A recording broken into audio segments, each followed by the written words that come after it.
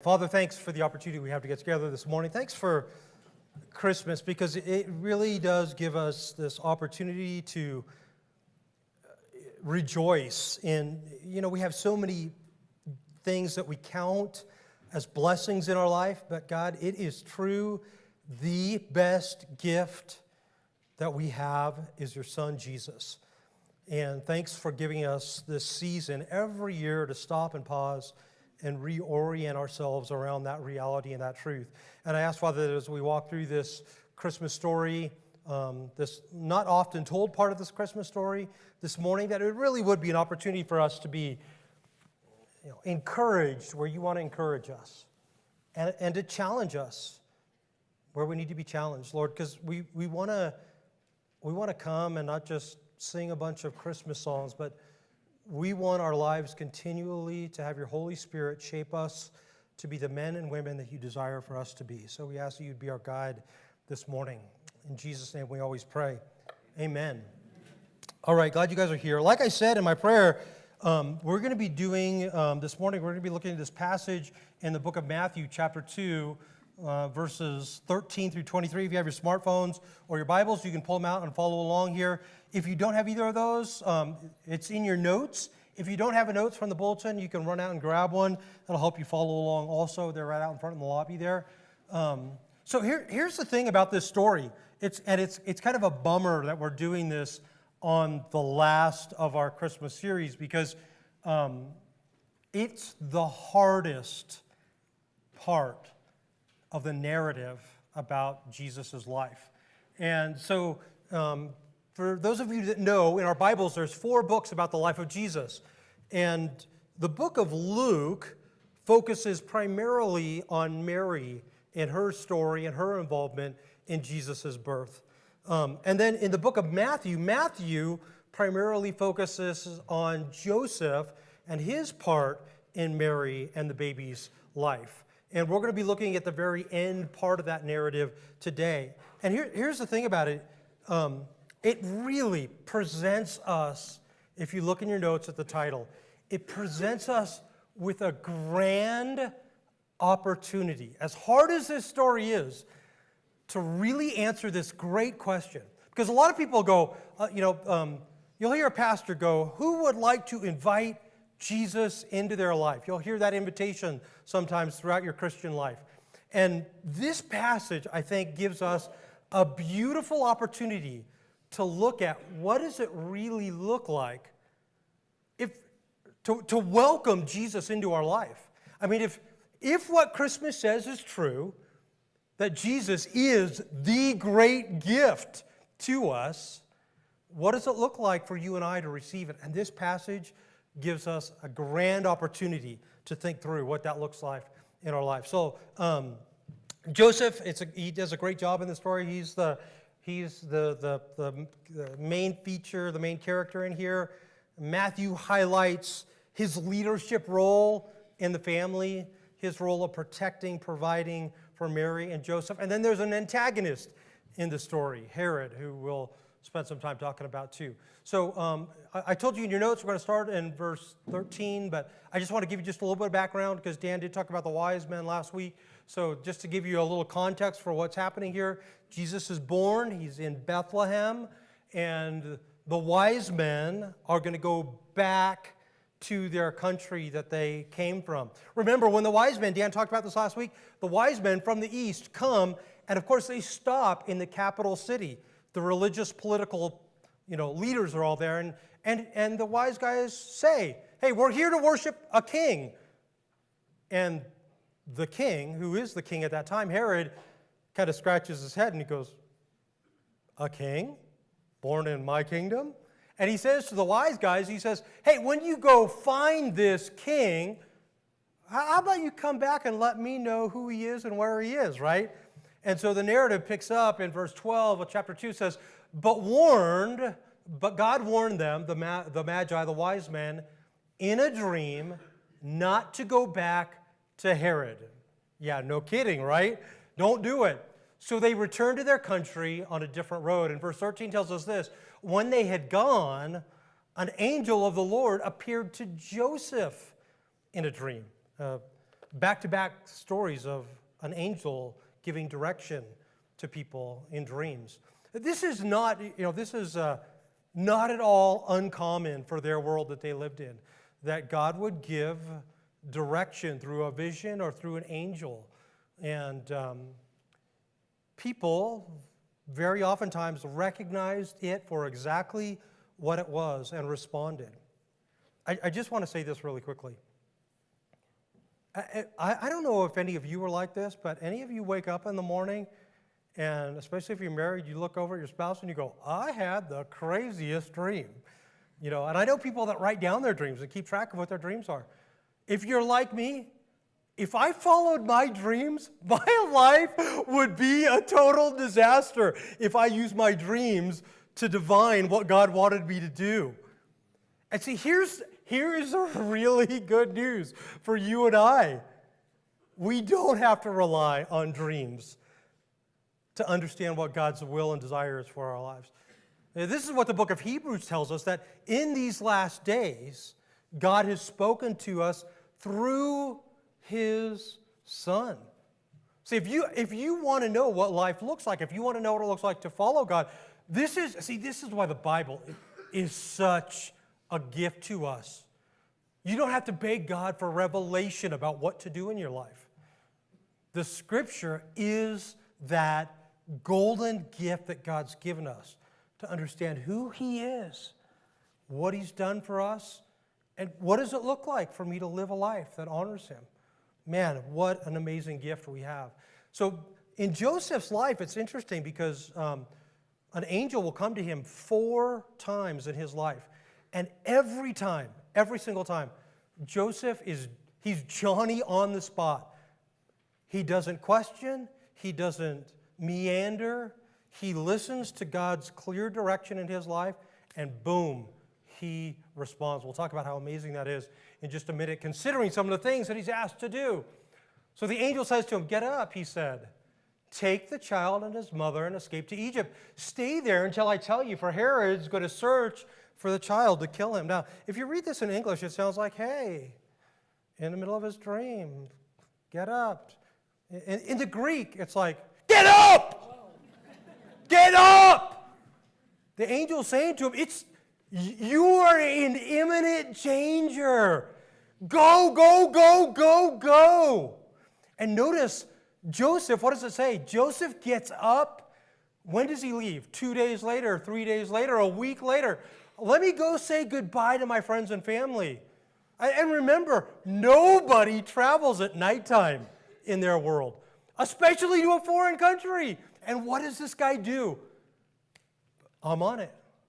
What you say, I'll do it. Nobody traveled alone with your wife and your baby in that world alone to a foreign country. You would go in a caravan, and you would never travel at nighttime. God gives him a warning and says, you got to go now, and Joseph responds right then. So he got up, took the child and his mother during the night, and he left for Egypt. And he stayed there until the death of Herod.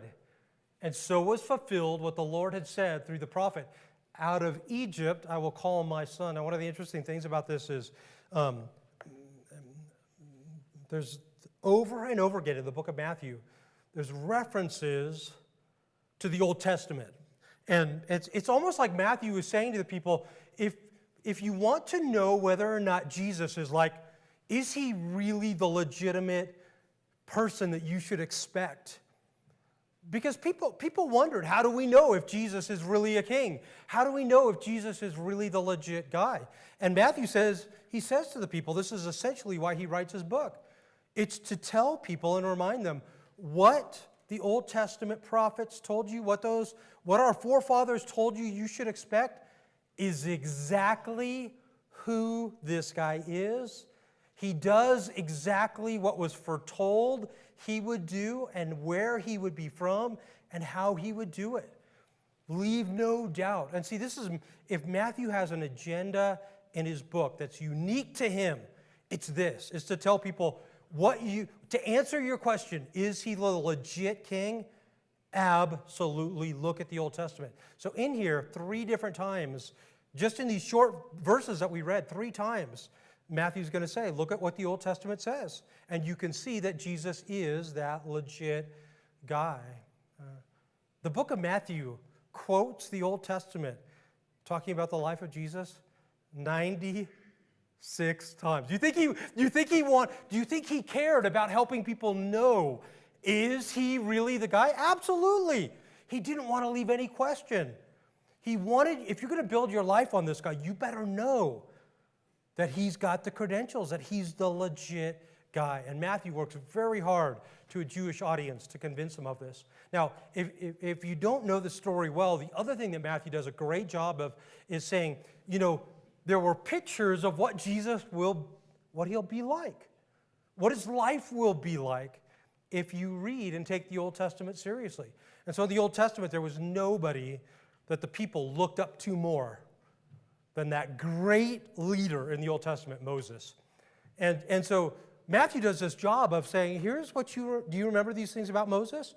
Remember, Jesus does these things. He's very much like a Moses-type character. See, Moses comes, where does he come from? Out of Egypt. Where does Jesus come out of in this story? Out of Egypt. In fact, remember, when Moses was a baby, the leader of the country, the king, Pharaoh, what does Pharaoh do? He comes and he says, all the male children must die. There's an edict, a death warrant laid out. And it seems like Moses alone survives that encounter, that incident right there, right? Pretty amazing. Jesus, the king who's in charge of the world at that time, leads out an edict in the town that Jesus is born in Bethlehem, and it seems like Jesus alone survives that. Both of them have this moment of confirmation about water. And Moses' comes at the Red Sea. Jesus' moment of confirmation comes at his baptism. Moses has 40 years in the wilderness, 40, to help the people get it right, to pass the test. And do they ever? 40 years. Jesus goes into the desert by himself for how long? 40 days. And see, this is like the Old Testament's being replayed through the life of Jesus. And where the people fail, guess what Jesus does? He rises to the occasion, meets the challenge, passes the test in the wilderness, right? All these connections. Moses goes up on the mountain, and God gives him the teachings to go back down. But Jesus does not need to get any kind of information or revelation from God to give authoritative teachings. But Jesus goes up on a mountain and he gives authoritative teaching himself, kind of like he's God, like he's the authority to know what you should and shouldn't do, how your life should live. What does the Old Testament really say about life and your heart and how you should live? And see, this really is this is really where Matthew is golden. He says, for as good, and as much as you look up to Moses, make no mistake, Jesus was way better and passed every test where Moses failed, right? Moses, as good of a leader as he was, and all the outstanding things he did, he wasn't able to save people from their sin. Jesus says, that's the whole reason I came into the world, to purchase salvation that even the guys that you most look up to could never have done. Moses recognized sin is a serious problem. He institutes sacrifices, right? And that was something takes your place and dies in your place. And how often did they have to do that? Over and over and over again. Never-ending flow of blood. Jesus comes and he says, I am the perfect sacrifice. And I will achieve all that those animals and nobody else could do. You can't do it yourself. And Jesus says, I will atone for the very thing that Moses couldn't do, sacrifices couldn't do, you'll never be able to do for yourself. And Jesus says, I am that perfect sacrifice, right? Moses institutes this new covenant, and he says, God, if you're faithful, God is going to provide all these wonderful blessings for you. Jesus, on the other hand, says, even if you fail, if you trust in me, not because you're good enough, but if you trust in me and the work I will do, I will see you through, not just give you temporal blessings like a land and food and protection. Jesus says, I'll see you through to the end, right? So as good as Moses was, Matthew's like, hey, don't ever forget, Jesus is the king. And this is so important when you look at the life of Joseph, and we'll talk about this in just a minute. So when Herod realized he'd been outwitted, because Herod's the master of outwitting people, when he realizes that, he's furious. And he gave orders to kill all the boys in Bethlehem and its vicinity who were 2 years old and under, in accordance with what he had learned from the Magi. Really interesting thing here if you think about this verse really encapsulates so much of what we know about Herod. And that word furious in Greek is a great word. It's the word thumio. And the root of that is thumos. And if that sounds a little bit like temperature, like taking the temperature, that's where we get our word for thermometer from. And this is what happens in Herod's life. When Herod gets burned, he blows up, and people suffer when Herod is unhappy, uncomfortable, mad about life. And people feel the pain because of his uncontrolled wrath and anger. Now, in Herod's case, it leads to the death of these children. I was reading this, and I couldn't help but think about, I think that this isn't just true of Herod, but I think that you may be that person, or you know other people that blow up uncontrolled fury. And unfortunately, it very often causes them immediate pain, but you can be sure of this, that uncontrolled fury will make life miserable for other people. And there's a very good chance that if you live like Herod, even if you're not killing people, your uncontrolled fury will lead to the death of relationships around you. And I can't help but, see, when I read the Bible, I can't help but wonder, is it talking about Herod, or is there something in this that's true about us and our life and the world that we live in today that we should pay close attention to? Herod he was a vindictive guy. He was absolutely brilliant.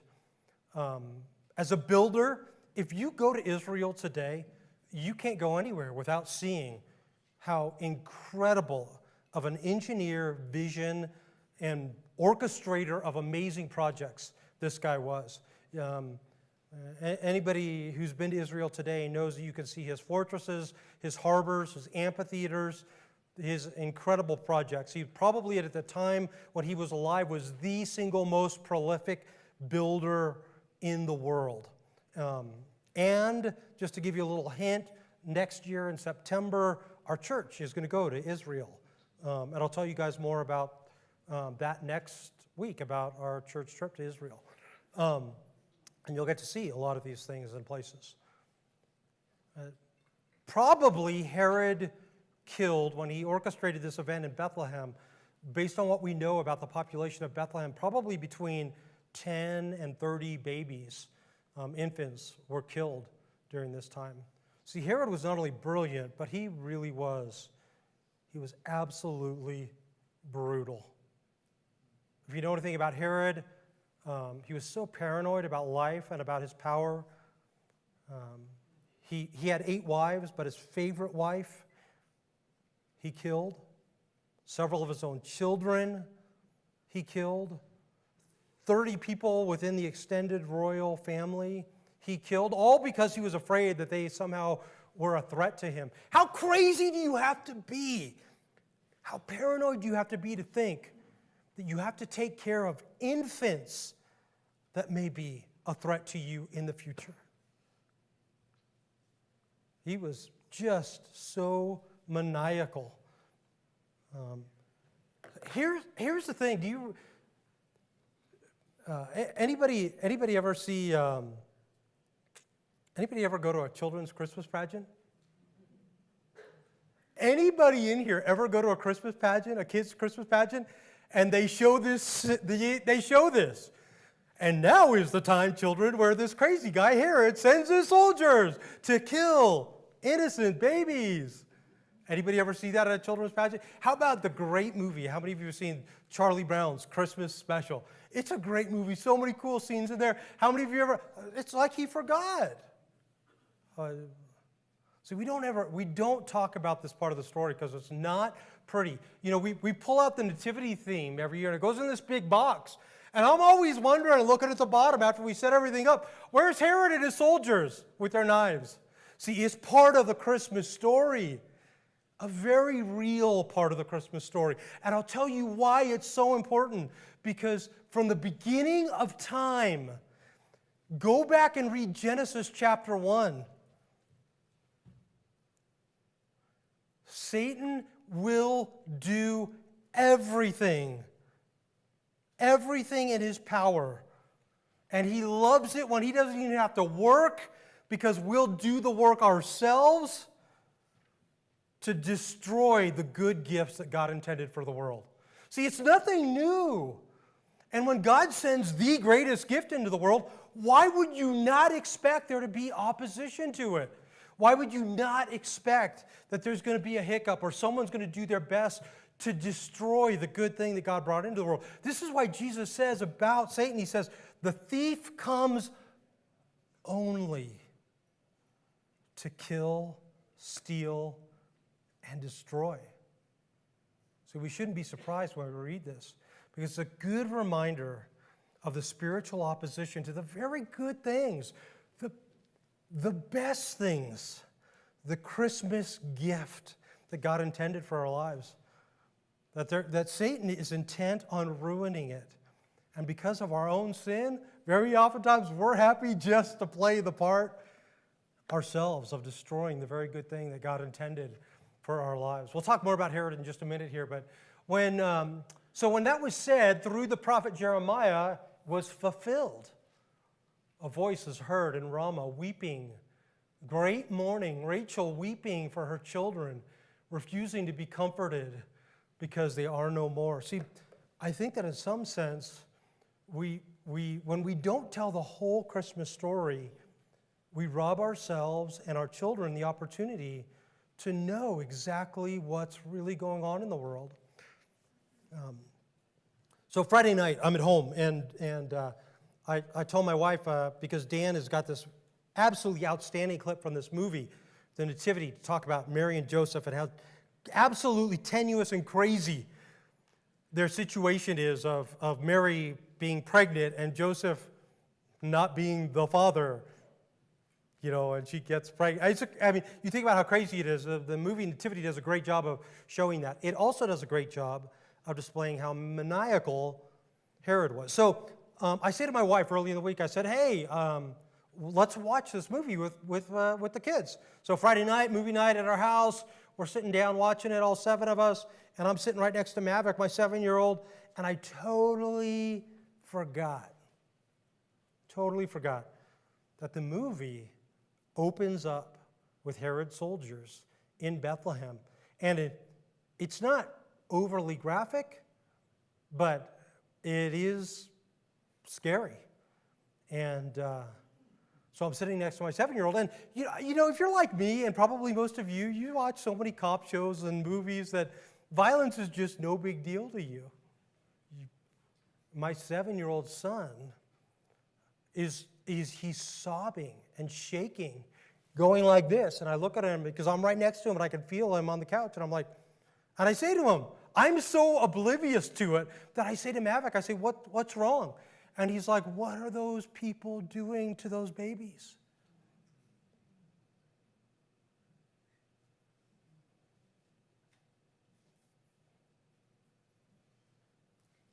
See, what's so sad about this is the people that lived in the culture were desensitized to these things too. You know, there's no extra biblical account of this killing of these babies. And you know why? Because it was common. This was the crazy world that they lived in, where indiscriminate slaughter and killing of people and children was unfortunately a very regular part of life. And we live in such security that we forget that God bringing Jesus into the world really was it was crazy. Why didn't he bring him into the world as an adult? You know, why did he bring him into the world in such a small, tender, vulnerable package?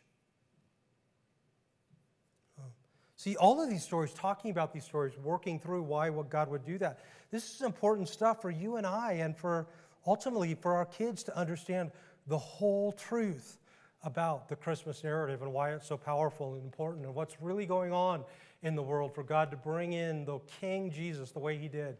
So after Herod died, an angel of the Lord appeared in a dream to Joseph in Egypt. And it's like Joseph was getting jerked around by a chain, isn't it? He's like, go here, go here, go here. And he's in Egypt, and he says, get up, take your child and his mother. Go back to the land of Israel, for those who are trying to kill the child's life are dead. So Herod passes on his kingdom to 3 of his kids. So Archelaus is one of them who's ruling in the area of Bethlehem in Jerusalem. So he got up, took the child and his mother, and went to the land of Israel. But when he heard that Archelaus was reigning in Judea in place of his father Herod, because Archelaus is just like his dad. He's a teenager. He doesn't live very long, but he's no less brutal than his father was. He was afraid to go there. Having been warned in a dream again, he withdrew to the district of Galilee. And so he went and lived in a town called Nazareth. And another prophecy. So was fulfilled what was said through the prophets, that he would be called a Nazarene. Interesting that Jesus wouldn't come from the powerful, special place of Jerusalem, but from Nazareth. So if you look at a map and you want to see where this was, Nazareth is way up by the Sea of Galilee. You drop down to where Jerusalem and Bethlehem are, and it's about 70, kind of depending on the route you take, 70 miles. It would take 3 or 4 days for them to go down to register. And so Bethlehem is just 6 miles down the road from Jerusalem. And then he has to go into Egypt, which minimum is 150 miles, a week and a half, 10 days trip, just he and his wife and child apparently. But probably more like 300 to 400 miles because of the population centers of where other Jews lived. And one of those is during this time in Alexandria. And there were probably about 1 million Jews actually living in Alexandria at this time. And there's a good chance that that's actually where he was for a very short time. Then the angel comes to him and says, all right, go back. And he goes all the way back up to Nazareth. Great opportunity to ask this question. Think about this, about thinking about Joseph and thinking about Herod and thinking about that question. If Jesus is a gift, the gift, what does it look like to welcome him into our lives? And this story, like I said at the beginning, it gives us this profound opportunity. Because people will say this, invite Jesus into your life. And I want to show you the 2 very distinct ways that people live in this world. So you can see Herod. Herod is a gifted guy. He's made in the image of God, and just because he's brutal doesn't mean that he isn't brilliant. Absolutely, God gives him all these amazing talents. But all he uses them for is for himself, his own stature, his own pleasure, his own wealth, and his own security in life. And here's the thing you see in here throughout his life, the minute anything threatens any of those things that he most values in life, Herod is quick to respond. You know why he is so quick to respond? Because he doesn't have room in his life for any other king than himself. He's going to run the show, and he's going to do everything to make sure he stays at the top of the show. See, here's the funny thing about Herod. Most of us in life will make the mistake of assuming, I'm not rich like Herod. I don't have a big kingdom. I don't have a lot of wealth. I haven't built a lot of things. I haven't killed any babies. The reality, though, is if you don't come to a place where you're able to see that most of us, if you're anything like me, I think I'm perfectly capable of managing my own life. See, I think a lot of other people think of Jesus as sort of like he's my personal assistant. When I have a problem that needs to be taken care of, I call on him, and I expect him to fix my problems, to make everything right. When I'm uncomfortable, Jesus, make things right. And I suspect from my conversations with most other people that most of us are very much in our hearts like Herod. And if you can't admit that it's hard for you to let anybody else other than yourself run the show, we love the children's story. There's no room at the inn for Jesus, right? Oh, so we tell people, make room for Jesus. See, if you don't admit that you have this problem, you'll never be able to invite or make room for the King of Kings to come into your life. You'll never accept the gift. You'll never be able to access all that God has for you. And I'm not just talking about going to heaven. I'm just talking about right now in life. From the very beginning, the same thing is true today for you and I. God designed us to be able to have a rich relationship with him. But you won't get that if you just want Jesus to be your buddy, to come alongside you when you need him. That's why Jesus says, he says, why do you call me Lord, Lord, and not do what I say? See, if he's the king, there isn't room for you to be king and him to be king. You have to be willing to say, it's not that you're perfect, you'll never be perfect, you'll always struggle with the Herod part of you, but you'll never be able to access what Jesus can give you in life. And see, this is Tim Keller absolutely brilliantly talks about this very thing when he says, the coming of Jesus into the world evokes hostility and pushback. We shouldn't look at Herod and say, well, he was a tyrant, and somehow think that we're not. Because it's just him not wanting to have anybody else in control of his life. Every single person in this room, Keller says, knows your own heart. You don't want other people telling you how to live. You want to choose life for yourself. Jesus says, you call me teacher and Lord, and you're right, for that's what I am. Why do you call me Lord, Lord, and not? Why don't you do the things that I say? People oftentimes, they sing, joy to the world. The Lord is come. Let earth receive her king. And we sing that sometimes like that's for somebody else or for some organic way of the world, right? And not like a personal thing of bringing Jesus, who is joy to the world, into our life. When people met Jesus, they always acted in an extreme way. They never acted moderately.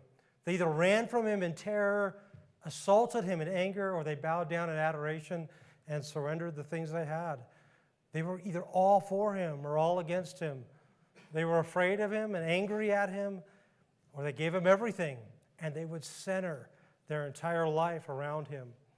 But nobody would respond moderately to him. See, this is why when you look at like what the wise men come, and they, Jesus didn't have blonde hair or blue eyes. He didn't look like a European. But when people, when the guys from the East came, they bowed down and they worship him what? The baby as a king. How crazy is that? Unless he really is. Unless he's the king, he's the king. He's the king as he grows up, and he'll always be the king. Then what? Then it makes perfect sense. In fact, it would be the only reasonable response to him if that was true. See, that's why Matthew goes to such lengths to explain this. And I would argue, when you look at Joseph and you go, why is he willing to say, I'll sacrifice my reputation and not divorce Mary, but take her as my wife. Take the son that he's not really my child, but I'll be like his father. See, nowhere, Joseph couldn't go anywhere in life ever and not have people go, there's our guy Joseph, and that's that chick Mary.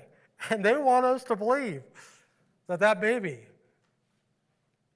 isn't theirs or didn't come into the world illegitimately. Never outlive that stigma ever. Joseph, for some reason, is willing to forfeit his reputation and standing in his community. Mary is too. When the angel says, I want you to get up in the middle of the night and just you guys travel, he says, all right. When it's time to go back, he says, all right. I am like this in life. I have an idea of like, if I do this, if I put my eggs in this basket, this will be the outcome. Now, God's placed some really wise people in my life.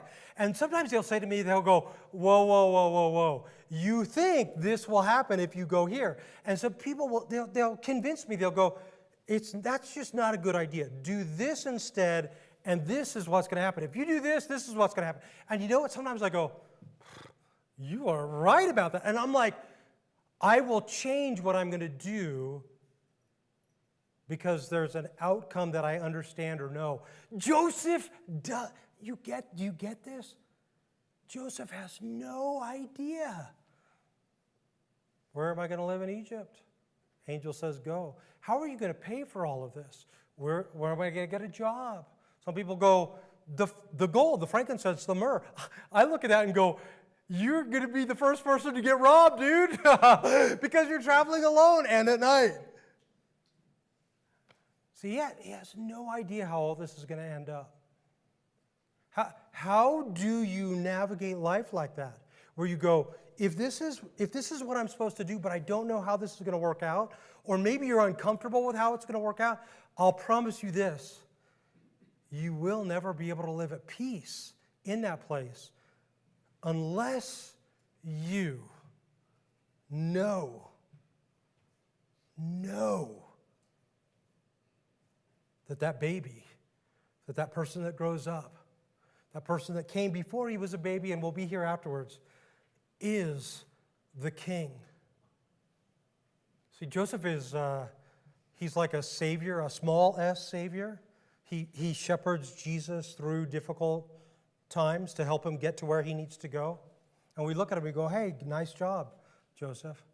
But Jesus he's the real shepherd. Joseph's life tells us life isn't going to be perfect. It's not going to be easy. You probably won't get rich. You'll have lots of challenges in life. But you'll know that God is with you in everything when you trust him as king. He will be with you in everything. And he will shepherd you through to where you need to go. And you can be sure of that. And if you trust what he says is true and you worship him as king, that's where joy, welcome him into the world as king. That's what Christmas is really all about. Father, thanks for this great opportunity we have to think about these two profound ways of living, which is me as king doing what I want to do,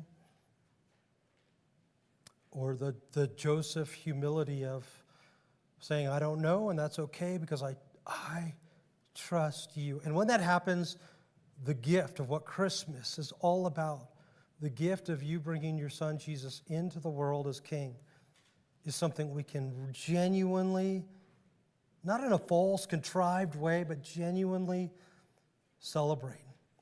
Thanks for this really good reminder this morning from an oftentimes untold Christmas story. God, thank you for your great gift of your son, Jesus. In his name we always pray. Amen.